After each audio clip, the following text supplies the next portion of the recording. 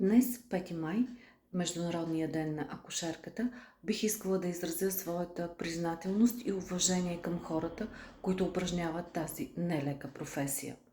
Аз самата съм спасена при раждането си точно от акушерката. Отделно, аз също съм раждала и знам колко ми беше важно присъствието и грижата на акушерките за мен и децата ми. Това, което те правят, не е просто професия. Те са тихата сила, която стои до жената по време на един от емоционално най-силните и най-трансформиращите моменти в живота й. Обикновено обаче трудът на акушерките остава невидим, затова е важно по-често да напомняме за тях. И още нещо важно. Тази година мотото на Международния ден на акушерката е още 1 милион акушерки.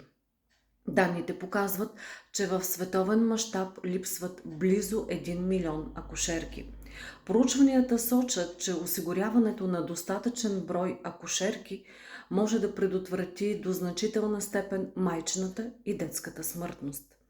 Така че дано правителствата и хората, които вземат решения, да насочат възможно най-скоро вниманието си към спешни инвестиции в професията.